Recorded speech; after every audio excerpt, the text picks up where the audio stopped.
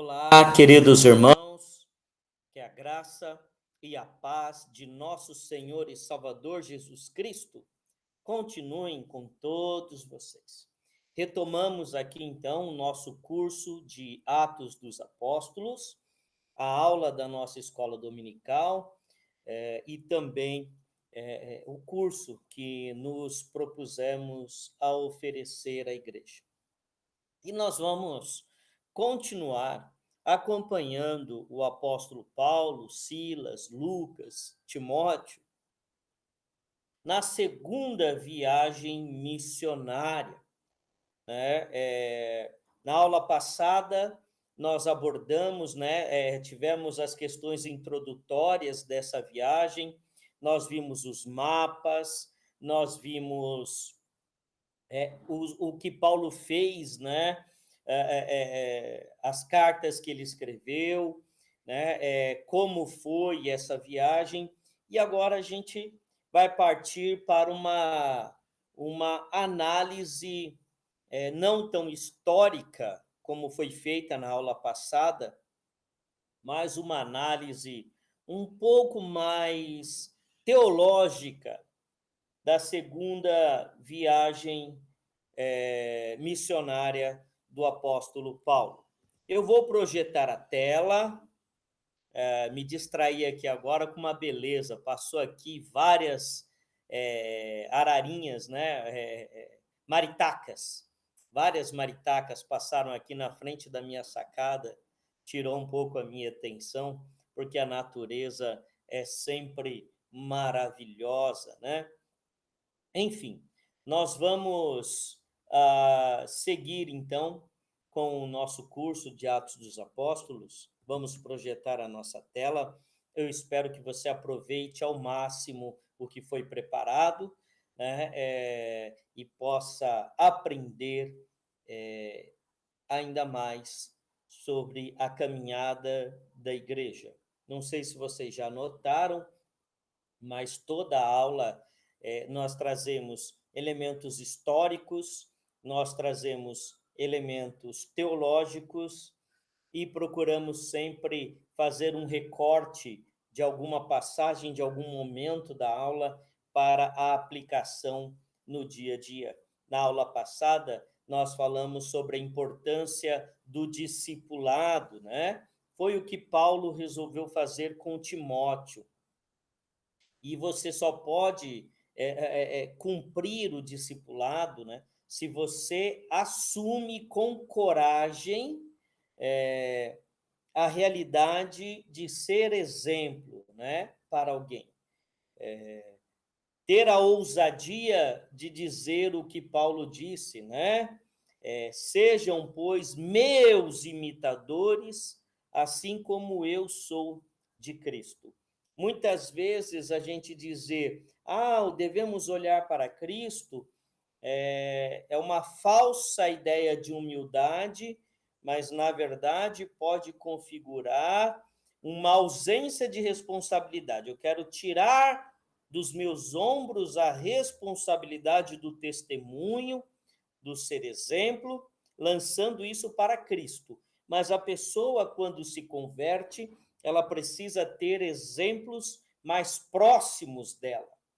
E é o que Paulo fez com Timóteo, né? Então, essa foi a aplicação da aula passada. Vamos, então, para a aula de hoje. Vou projetar a tela, gostaria que todos acompanhassem com bastante atenção.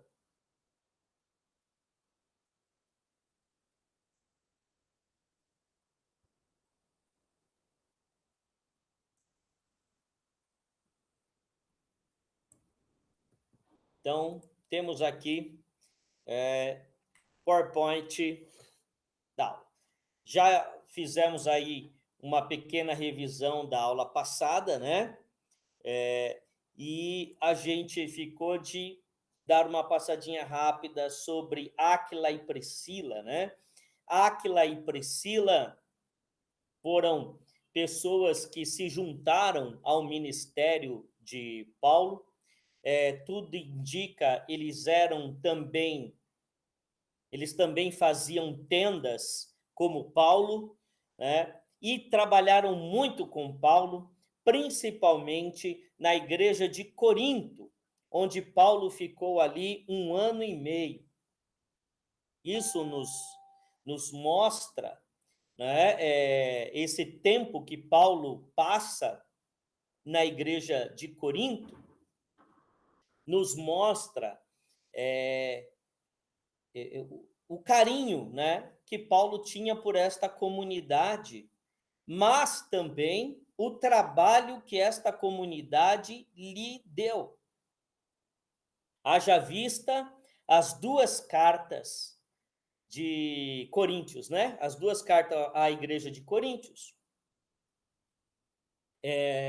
Mostra que Paulo teve muito trabalho com essa igreja, mas também, certamente, foi uma igreja, uma comunidade que Paulo amou muito, né? Então, ele ficou mais de 1 ano e meio em Corinto durante a sua segunda viagem missionária,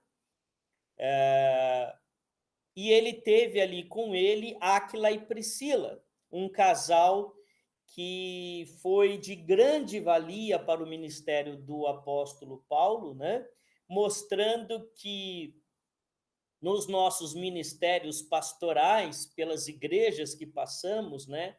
Há sempre pessoas que acabam se identificando com aquele pastor e trabalham com aquele pastor como nunca trabalharam com qualquer outro. E Áquila e Priscila certamente foram pessoas nessa categoria para o apóstolo Paulo, que quando volta os deixa trabalhando em Éfeso. E, como dissemos, né, Paulo passou um tempo considerável em Corinto, né, e estabeleceu uma grande igreja ali naquele lugar. Como o objetivo do nosso estudo é Atos e a história da igreja, né, não dá para a gente ficar aqui dando muitos detalhes sobre a igreja de Corinto, mas podemos estudar as cartas paulinas, né, no futuro, e certamente Corinto, a carta aos Coríntios, tem muito conteúdo. Inclusive, irmãos, há uma linha de estudo que traz a hipótese, né, traz a hipótese de que Paulo teria escrito 3 cartas à igreja de Corinto, né? Então, aqui nós conhecemos por primeira carta de Paulo aos Coríntios, seria a segunda. E a que conhecemos por segunda igreja de Paulo aos Coríntios, seria a terceira. E que essa eventual primeira carta se perdeu ao longo do tempo. Os historiadores tratam essa possibilidade e falam: a primeira se perdeu. A gente, aos olhos da fé, tratamos de uma forma diferente. Pode até ter havido uma outra carta aos Coríntios que se perdeu, mas foram estas 2 que Deus queria que chegasse a nós hoje. Então, essa que se perdeu não nos faz falta alguma, mas é apenas um fator, uma curiosidade interessante para quem gosta de história, para quem gosta, né, da história da igreja, para quem gosta de estudar a palavra. É uma curiosidade saber que há uma possibilidade grande de ter havido mais uma carta aos Coríntios que não chegou até nós. Mas o foco nosso não é Coríntios, o foco nosso é Atos dos Apóstolos. Então, nós vamos seguir agora adiante. Queridos irmãos, a segunda viagem missionária de Paulo, ela iniciou entre o ano 48 e 49, não temos assim uma precisão talvez ela foi ali, né, entre o final do ano 48 e o início do ano 49, até o ano 51 depois de Cristo, e esta viagem ela está descrita, né, entre os capítulos 16 e 18 do livro de Atos dos Apóstolos. E essa segunda viagem missionária de Paulo, ela nos chama a atenção, como eu disse, né? Nós vamos fazer uma análise um pouco mais teológica dessa segunda viagem missionária agora. Ela nos dá clara condução do Espírito Santo. Então, o Espírito Santo, queridos irmãos, ele conduz a viagem e ele muda os planos do apóstolo Paulo. Não tinha, de início, por exemplo, um exemplo que nos fica bem claro, né? Paulo não tinha a intenção de ir à Macedônia, mas veja o que acontece no versículo 9 do capítulo 16. À noite sobreveio a Paulo uma visão na qual um varão macedônio estava em pé e lhe rogava, dizendo: passa a Macedônia e ajuda-nos. Olha que interessante, né? À noite sobreveio a Paulo uma visão na qual um varão macedônio estava em pé e lhe rogava, dizendo: passa a Macedônia e ajuda-nos. Que coisa rica, irmãos! Deus mudando os planos, Deus mostrando que é soberano, Deus mostrando que ele comanda o seu projeto, a sua missão, e que nós somos meras ferramentas, vasos, nada mais do que isso, né? De que adianta termos uma caixa enorme de ferramentas se não soubermos usar? E de que adianta essas ferramentas estarem numa mala, estarem numa caixa de ferramenta, se não há ninguém que as utilize? E assim somos nós, somos ferramentas que só têm uma razão de ser a partir do momento em que somos usados com a precisão de um profissional. Então, uma chave de fenda, um alicate, eles são bem usados quando há precisão do profissional que os utiliza, e assim somos nós. Nós, com os nossos dons, com as nossas qualidades, com as nossas capacidades, tudo isso só fará sentido se um profissional tiver como nos usar. E assim é Deus. Deus é esse profissional que trabalha com as suas ferramentas. Tá? Então, o que acontece quando Deus muda os planos de Paulo e diz: passe a Macedônia? Quando ele vai para a Macedônia, ele acaba indo para Filipos, que vai dar origem à carta aos Filipenses. Ele vai para Tessalônica, que vai dar origem às duas cartas de Tessalonicenses, 1ª e 2ª Tessalonicenses. Com isso, queridos irmãos, nós já temos aí o Novo Testamento sendo formado. Mas o que nos chama a atenção, queridos irmãos, é o que acontece nos versos 14 e 15 do capítulo 16. Certa mulher chamada Lídia, da cidade de Tiatira, olha, mais uma igreja do Novo Testamento, né? Lá em Apocalipse, nas 7 igrejas de Apocalipse, nós temos a igreja de Tiatira. Então, olha só, certa mulher chamada Lídia, da cidade de Tiatira, vendedora de púrpura, temente a Deus, nos escutava.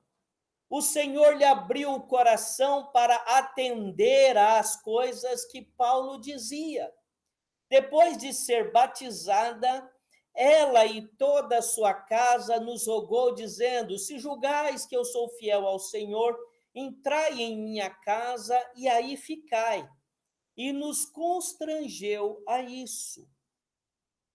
Vejam bem, queridos irmãos, para Lucas, quando vai escrevendo o livro de Atos dos Apóstolos, não há frustração nos planos de Deus, mas eleição.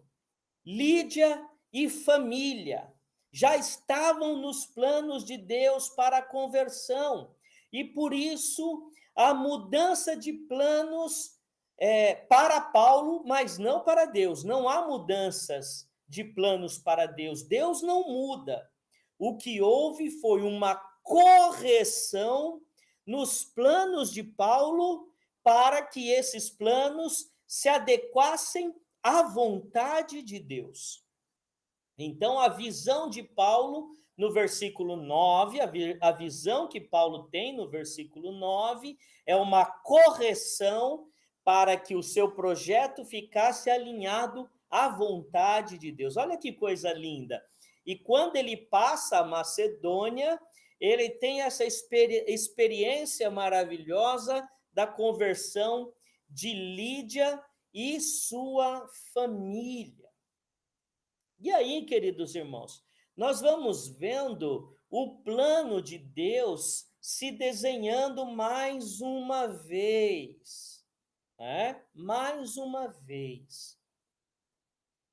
A Lídia acaba com a sua família se convertendo ao Senhor, né? E Paulo e Silas acabam permanecendo na casa de Lídia por um tempo, e tudo indica, queridos irmãos, tudo indica, temos aqui o nascimento da igreja, porque Lídia era de que cidade? Da igreja de Tiatira, tá?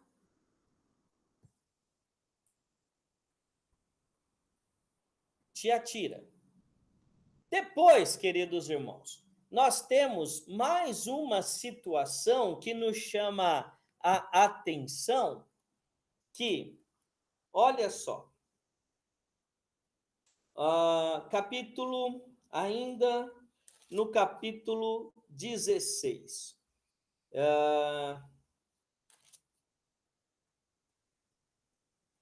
Paulo tem a visão em Troade, ele passa a Macedônia atendendo a esse chamado, né? Ali ele tem, olha só, eu vou ler a partir do verso 11, capítulo 16. Tendo, pois, navegado de Troade, fomos diretamente para Samotrácia. Fomos, isto é, Lucas estava com eles.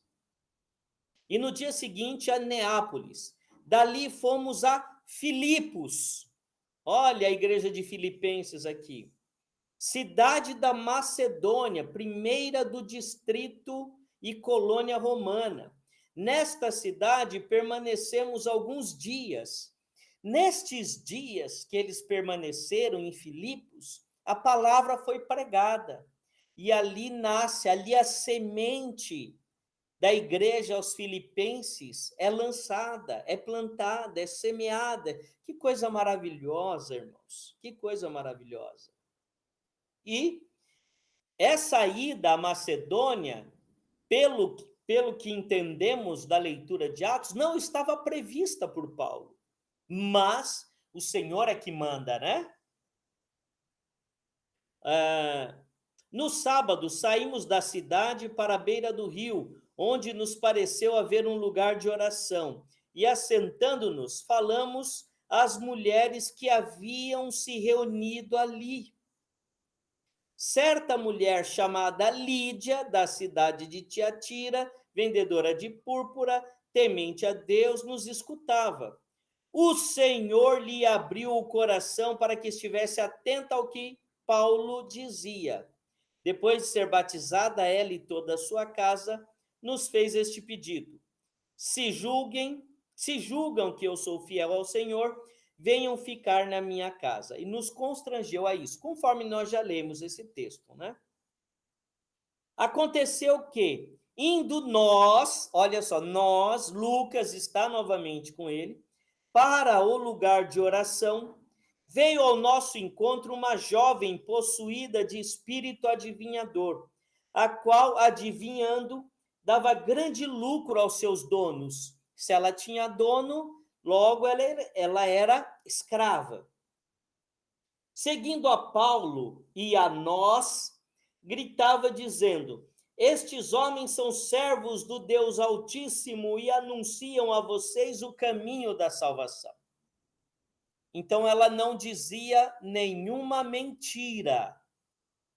Porém, essa questão da adivinhação que ela tinha era explorada por comerciantes da cidade que ganhavam, que lucravam com isso.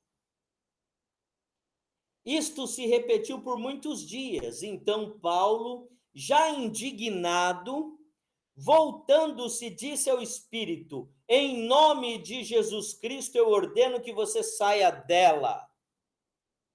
E na mesma hora o espírito saiu. Mas ela não dizia nenhuma mentira, ou o espírito adivinhador não dizia nenhuma mentira. Mas, queridos irmãos, esse espírito adivinhador não vinha de Deus, tá? Não era um espírito que vinha de Deus. E esse espírito adivinhador, ele escravizava essa jovem, né? Escravizava essa jovem e ela era usada para lucro de senhores. Então, o apóstolo Paulo, indignado com esta situação, ele expulsa esse espírito da vida dessa jovem, né? Libertando-a disso, libertando-a desse jugo.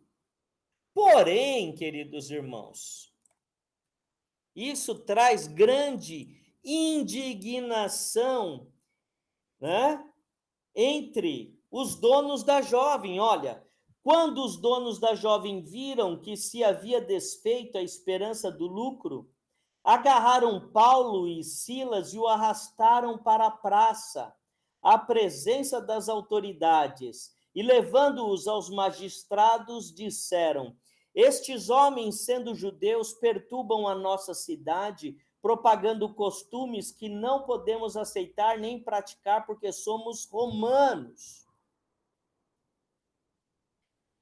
Na verdade, eles não estavam preocupados com os costumes ou com o que Paulo e Silas estavam pregando, mas eles estavam preocupados com o seu lucro, o lucro que eles perderiam com o que aconteceu com aquela jovem adivinhadora, que foi liberta por Paulo. Paulo, então, e Silas foram presos, né? Então a multidão se levantou unida contra eles, e os magistrados, rasgando-lhes as roupas, mandaram açoitá-los com varas. E depois de lhes darem muitos açoites, olha só. Então, queridos irmãos, vamos lá, prestem atenção. Paulo e Silas não faziam mal algum, né? Não faziam mal algum, mas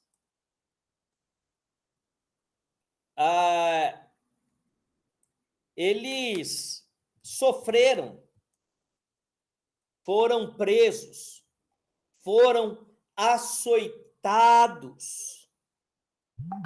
né? Foram açoitados. E, queridos, você já foi açoitado, né? Já passou por uma situação dessa? Por não ter cometido crime algum, e depois disso foram lançados na prisão, né?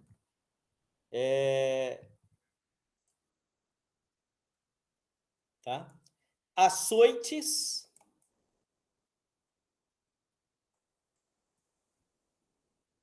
tá? E depois prisão. Irmãos, olha o que ter sido fiel ao chamado de Deus para passar a Macedônia rendeu a Paulo e Silas: açoites e prisão.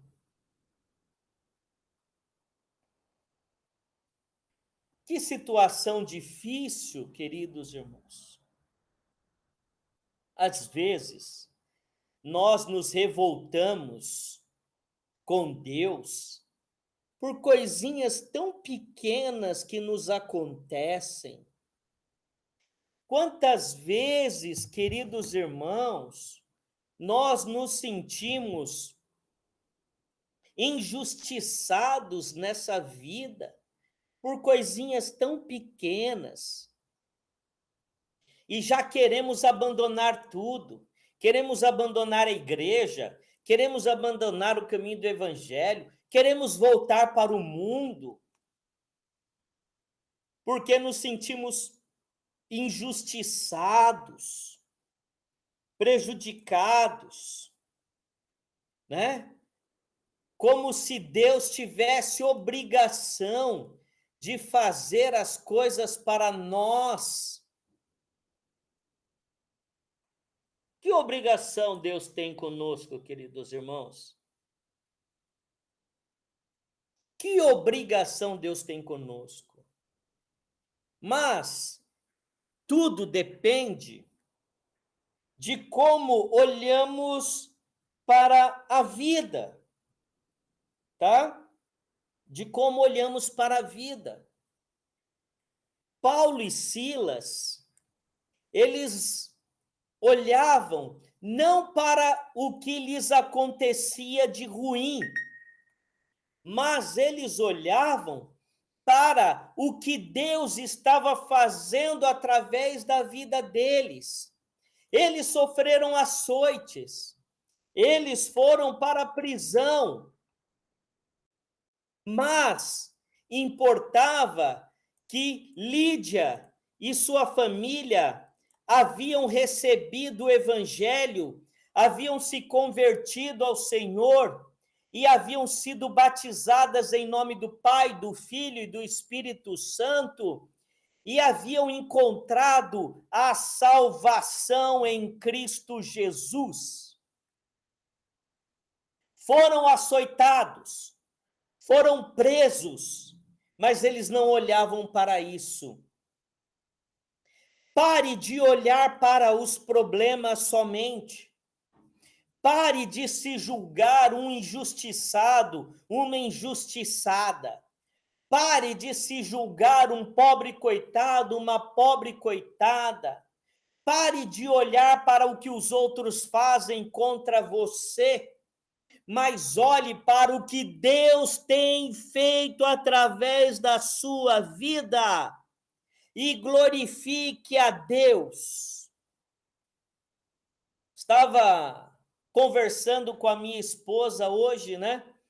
E aí, num momento de insanidade, eu chamo isso, irmãos, momento de insanidade. Nós falamos assim, nós não vamos nem montar a árvore de Natal esse ano, né?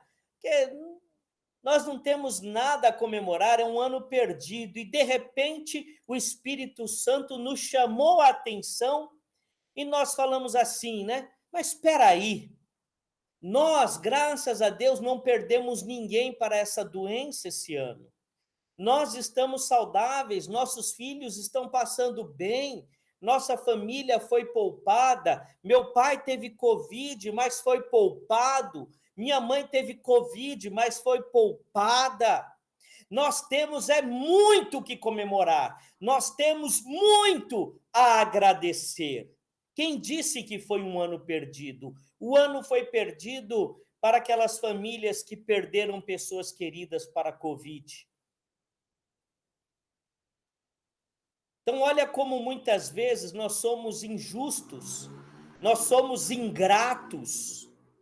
Então, queridos irmãos, precisamos aprender a olhar para o que Deus tem feito através da nossa vida e não olhar, né, para o que de ruim nos acontece. Coisas ruins acontecem a todas as pessoas e tem acontecido todos os dias. E eu, você, não somos melhores do que ninguém. Então, coisas ruins, injustiças, acontecem também com a gente. Mas olhemos, amados irmãos, para o que Deus tem feito através da nossa vida. Olhem para Paulo. Olhem para Silas. E o que aconteceu? Lídia e família haviam se convertido. Outras mulheres também se converteram. Outras pessoas também se converteram. Era isso que importava para Paulo e para Silas. Olhem essa imagem, queridos irmãos.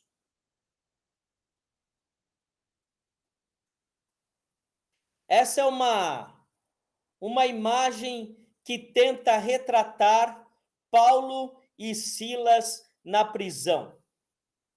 Vejam essa imagem. Preso pelas pernas, ou presos pelas pernas. Imagine você ficar nessa situação horas e horas, dias, tendo como companhia os ratos, baratas, ou você pensa que as cadeias daquela época eram diferentes do que temos visto nessa imagem? E no versículo 25 do capítulo 16, vejam o que está escrito. Por volta da meia-noite, Paulo e Silas oravam e cantavam louvores a Deus. Eles estavam presos numa situação parecida com essa que temos visto aqui. E a Bíblia fala que eles oravam e louvavam, cantavam a Deus. Oravam e louvavam a Deus. E louvavam a Deus. Oravam e louvavam a Deus, mesmo presos de forma injusta. Suas costas deviam arder terrivelmente devido ao açoite que receberam. Mas ainda assim, louvavam a Deus e oravam. Que testemunho maravilhoso, queridos irmãos. E quando você passa por situações infinitamente menores do que enfrentavam Paulo e Silas. O que você faz? Você é capaz de manter a oração e o louvor a Deus, mesmo em situações adversas?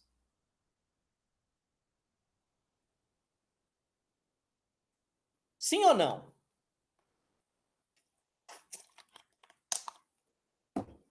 Ou você é um murmurador, uma murmuradora, uma pessoa que só sabe reclamar e reclamar e reclamar e reclamar? Olhe para a situação de Paulo e Silas. Depois de terem feito um bem, depois de terem obedecido o chamado de Deus, agora estavam presos, com as costas ardendo devido aos açoites, e não era qualquer ardidinho, não, irmãos. Esses açoites abriam feridas terríveis nas costas, as costas ficavam em carne viva, e eles oravam e louvavam a Deus. E todos conhecemos a história, o que termina como termina essa história, né? Todos sabemos a conversão do carcereiro e da sua família. De repente, sobreveio tamanho terremoto que sacudiu os alicerces da prisão. Todas as portas se abriram e as correntes de todos os presos se soltaram. O carcereiro despertou do sono e, vendo abertas as portas da prisão, puxando da espada, ia suicidar-se, pois pensou que os presos tinham fugido. Mas Paulo gritou bem alto: não faça nenhum mal a si mesmo, estamos todos aqui. Então o carcereiro, tendo pedido uma luz, entrou correndo e trêmulo e prostrou-se diante de Paulo e Silas. Depois, trazendo-os para fora, disse: senhores, que devo fazer para que seja salvo? Eles responderam: creia no Senhor Jesus e você será salvo, você e toda a sua casa. Pregaram a palavra de Deus ao carcereiro e a todos os que faziam parte da casa dele. Naquela mesma hora da noite, cuidando deles, lavou-lhes as feridas dos açoites. Logo a seguir, ele e todos os membros de sua casa foram batizados. Foram batizados. Então, levando-os para sua própria casa, deu-lhes de comer e com todos os seus manifestava grande alegria por ter crido em Deus. Amados irmãos, olha como Atos vai nos revelando como o Espírito Santo vai conduzindo a história e como ele vai conduzindo as pessoas a quem Deus quer alcançar, tá? A quem Deus quer alcançar. Então nós vimos o quê? Nós vimos através da história do cárcere de Paulo e Silas e o testemunho que eles deram. Nós vimos através de Lídia e a sua família, o carcereiro e a sua família. Nós vimos o quê? Que para Lucas, né, que escreve Atos, não há frustração nos planos de Deus, mas eleição. Lídia e família, carcereiro e família, né? O que eu quero dizer com isso, amados irmãos?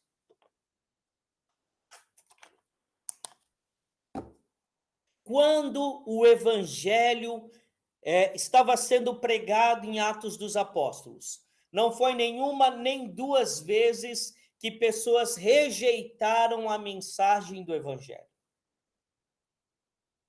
Será que o plano de Deus foi frustrado quando essas pessoas rejeitaram o Evangelho? Não, não há frustração. Os planos de Deus não podem ser frustrados. Mas o que acontece é a confirmação da eleição de Deus. Então, queridos irmãos, quando o evangelho é pregado, ele revela os eleitos e os réprobos, tá? Os réprobos. Olha só a situação. Se eu aceito a eleição de Deus e que a pregação do evangelho ela é lançada por Deus para revelar os eleitos e os réprobos, eu acabo admitindo que os planos de Deus não podem ser frustrados.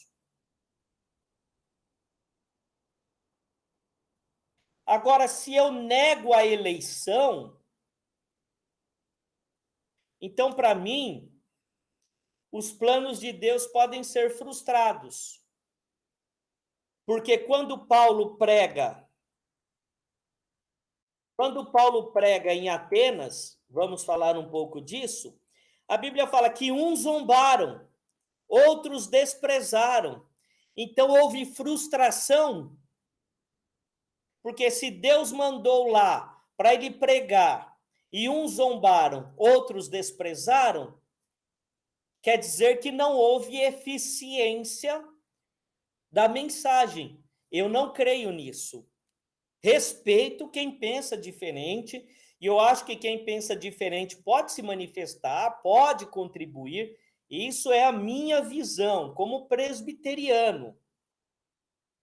O evangelho revela os eleitos e os réprobos. Os que zombaram e os que desprezaram estão de um lado. Os que creram estão de outro. E os que creram são os eleitos de Deus. Pastor, quer dizer que os que zombaram e os que desprezaram são os réprobos? São os que não foram eleitos? São os que desde o princípio já estão condenados? Talvez. Ou ainda não tenha chegado o momento deles. E numa outra oportunidade que ouvirem do evangelho, podem ser que o coração deles já estejam prontos, os corações já estejam prontos para receberem o evangelho. Mas o que Atos deixa claro é que todos aqueles que aceitaram a mensagem do evangelho tiveram o seu coração preparado pelo Espírito Santo para receber a mensagem pregada pelos apóstolos. Isso, irmãos, é uma coisa que não há como negar no livro de Atos dos Apóstolos, tá?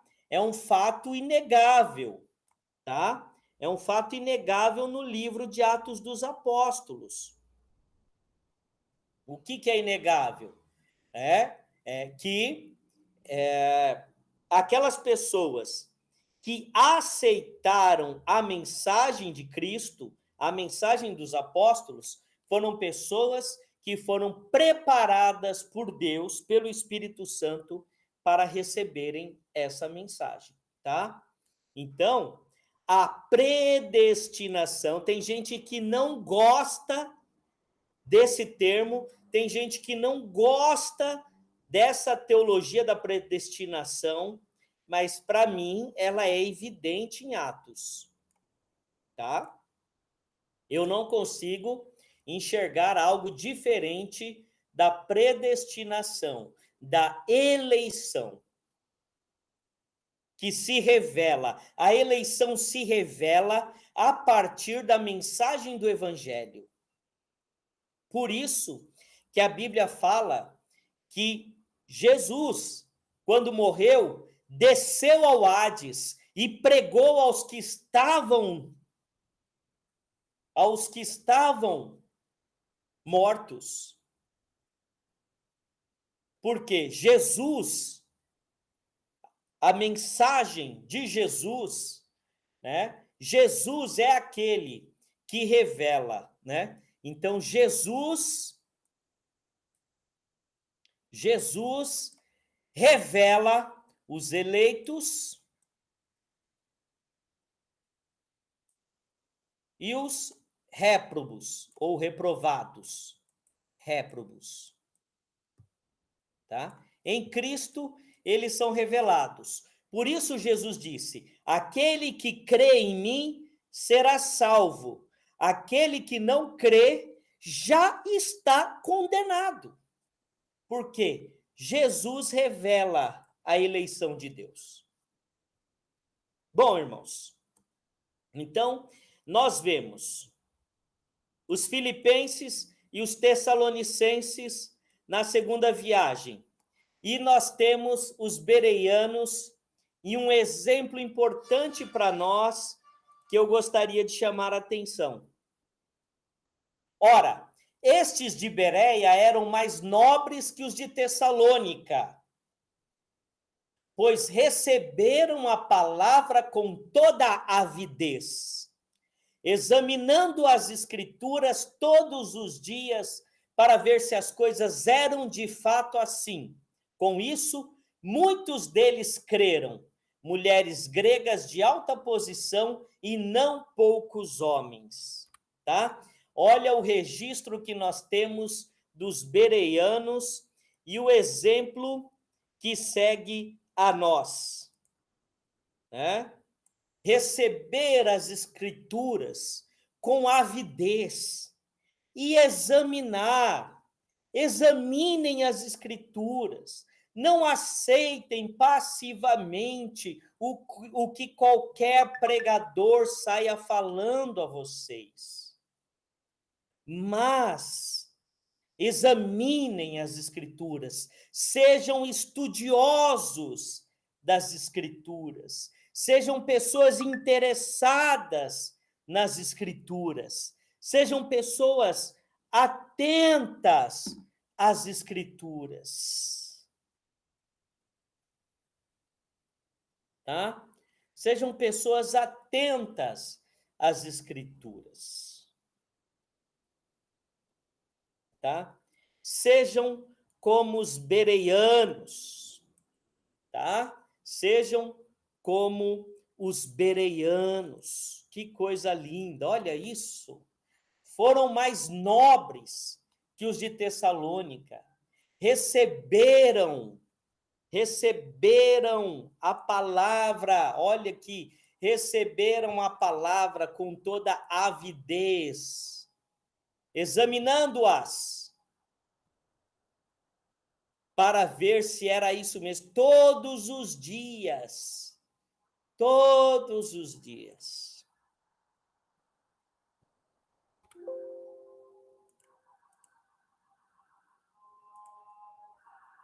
Entenderam, irmãos?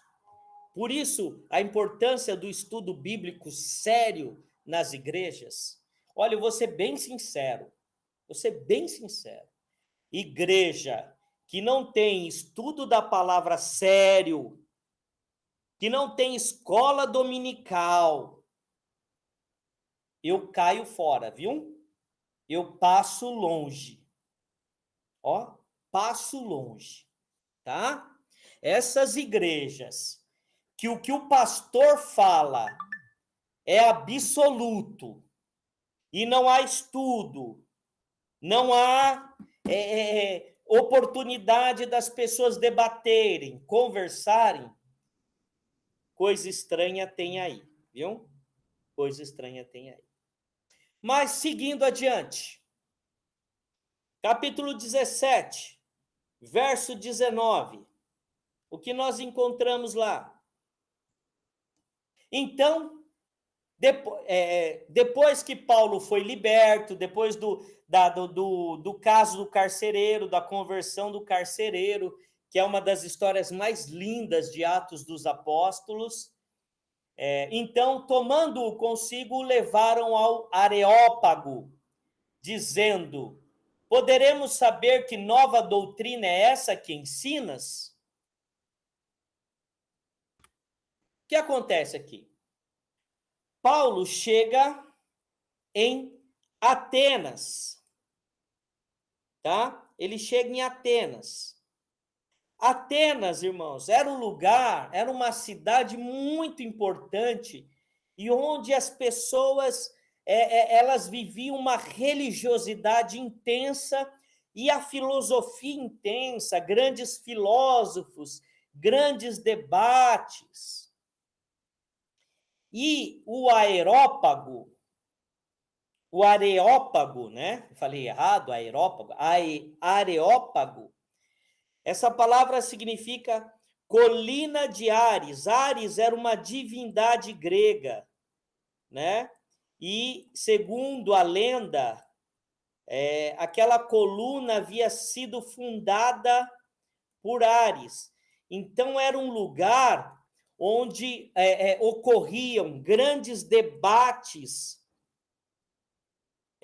religiosos ali e políticos e também jurídicos, né? Era como um senado, né? E vamos ver a imagem de onde era esse aerópago. Olha só, tá vendo? É uma grande coluna. Hoje tem uma escada aqui, né? Mas aqui era uma trilha de pedra. Então as pessoas subiam e se reuniam aqui para grandes debates, tá? Para grandes debates. Desse lugar dava para ver o templo erguido a Zeus, tá? E aqui, então, nós tínhamos os grandes debates filosóficos, jurídicos, religiosos. Então, a mensagem que Paulo pregava chamou a atenção desses filósofos e levaram Paulo ao Areópago, um lugar muito importante para os atenienses. Então, Paulo teve a oportunidade de pregar nesse lugar. Então, Paulo, ele prega, percebendo ali que era um povo muito idólatra. Paulo prega nesse lugar. E aí havia nesse lugar, irmãos, um altar chamado ao Deus desconhecido, né? Deus desconhecido. Vamos falar um pouco sobre isso.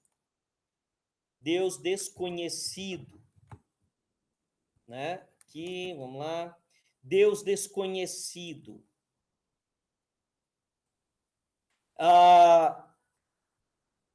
Os atenienses, eles eram tão idólatras, mas tão idólatras, que eles tinham medo de, na sua religiosidade, nos seus cultos, negligenciarem algum Deus que eles não conhecessem.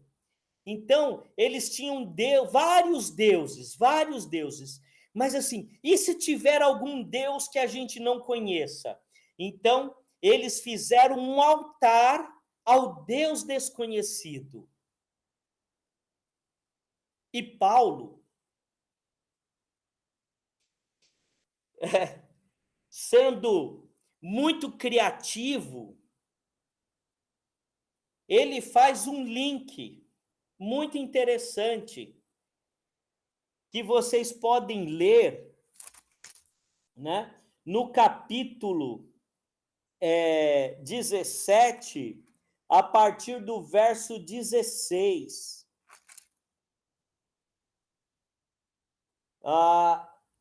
Como foi Paulo em Atenas, e aí ele vai dizer lá no verso 23: Porque andando pela cidade, observando os objetos de culto que vocês têm, encontrei também um altar no qual aparece a seguinte inscrição: ao Deus desconhecido. Então, Paulo pega esse link, ele pega esse altar, ele pega essa preocupação dos atenienses e diz: pois esse que vocês adoram sem conhecer é precisamente aquele que eu lhes anuncio. Olha que coisa maravilhosa que Paulo faz. Então ele diz: o Deus que fez o mundo e tudo que nele existe, sendo ele Senhor do céu e da terra, não habita em santuário feitos por mãos humanas, nem é servido por mãos humanas, como se precisasse de alguma coisa, pois ele mesmo é quem a todos dá vida, respiração e tudo mais. Então, o apóstolo Paulo, ele pega esse altar e essa preocupação dos atenienses, e ele usa isso para apresentar o seu Deus aos atenienses, né? Aos atenienses. Porém, quando ele fala da ressurreição, isso era algo assim como a ressurreição para os gregos, né? Para os atenienses, ela era algo assim de pessoas de pouca instrução, de pouca sabedoria. Eles acreditavam muito na reencarnação, né?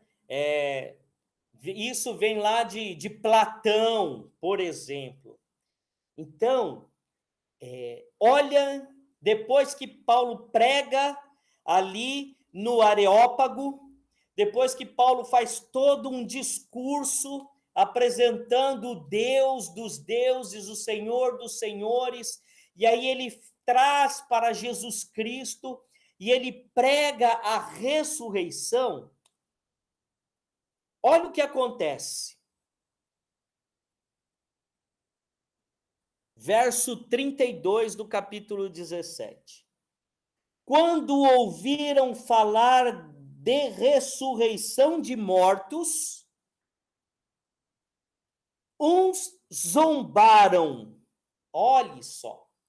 Quer dizer, zombaram da pregação de Paulo. Outros disseram: a respeito disso, ouviremos você em outra ocasião. Então, uns zombaram, outros desprezaram. E você, às vezes, quer parar de pregar o evangelho porque as pessoas zombam, familiares zombam da sua fé, familiares não dão ouvidos ao que você prega. Isso aconteceu com o apóstolo Paulo, meu querido, minha querida. E você é melhor que Paulo em quê? Eu sou melhor que Paulo em quê? Por que não vai acontecer comigo? Por que todas as pessoas a quem eu pregar vão se converter? Se isso não aconteceu com Paulo, se isso não aconteceu com Silas, se isso não aconteceu com Pedro, se isso não aconteceu com Tiago, por que vai acontecer comigo? Por que vai acontecer com você? Mas o que era importante? O que era importante é o que nós leremos agora no verso 33. A essa altura, Paulo se retirou do meio deles. Houve, porém, alguns homens que se juntaram a ele e creram. Alguns que se juntaram a Paulo e creram. Importa isso, irmãos. O nosso problema, quando nós pregamos o evangelho, é que nós só olhamos para os que zombam, nós só olhamos para os que desprezam. Desculpe o que eu vou dizer aqui. Não importa os que zombam, não importam os que desprezam. Isso é um problema de Deus, não é meu. Importam os que creem. Os que creem e aceitam o Evangelho de nosso Senhor e Salvador Jesus Cristo. Tá?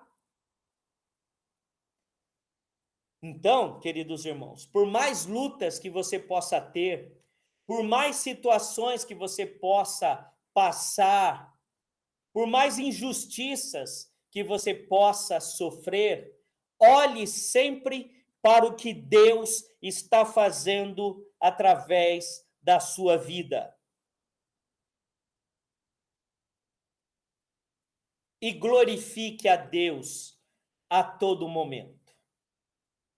Sempre haverá os que zombam. Sempre haverá os que desprezam. Isso não é um problema nosso. Isso é um problema de Deus. Há quem zombe? Há. Continuarei pregando o evangelho. Há quem despreze? Há. Continuarei pregando o evangelho. Porque a pregação do evangelho revelará os eleitos, e os eleitos certamente crerão no evangelho, e isso que importa. Encerramos nossa aula por hoje, mas eu gostaria que você visse um pequeno vídeo, tá? Fique com Deus, Deus te abençoe, Deus te guarde, mas veja este vídeo que está relacionado à questão de Paulo e Silas no cárcere, que mesmo com as costas ardendo, com as feridas abertas, em carne viva, com dores terríveis, injustamente presos, oravam e louvavam ao Senhor. Veja este vídeo para encerrar a nossa aula. Fique com Deus.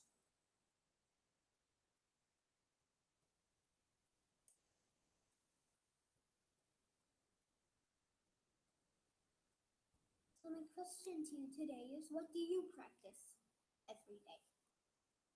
What do you practice? Pois você se torna bom naquilo que pratica. You will get good at. O que você pratica? You practice Você pratica alegria em sua vida? Você pratica paz em sua vida?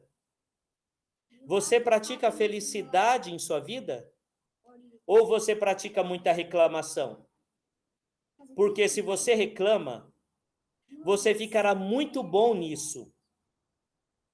E ficará tão bom nisso que achará defeito em tudo. Mesmo quando não há defeitos, que um leigo não consegue perceber. Você, sendo especialista, irá perceber. O que você pratica? Você pratica raiva? Pois se pratica raiva, ficará muito bom nisso. E ficará tão bom nisso que o acontecimento mais trivial deixará com raiva.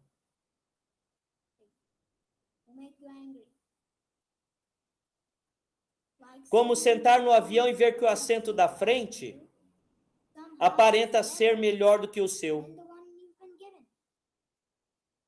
E isso é muito injusto por parte da companhia. O que você pratica? Você pratica estar preocupado? Pois se praticar a preocupação, ficará muito bom nisso. E ficará tão bom nisso que tudo o preocupará. Inclusive os problemas que você não tem. Então eu proponho, se tudo é uma questão de prática, então proponho que pratique a felicidade. Pratique a felicidade. Siga o exemplo de Paulo e Silas. Mesmo presos, louvavam ao Senhor.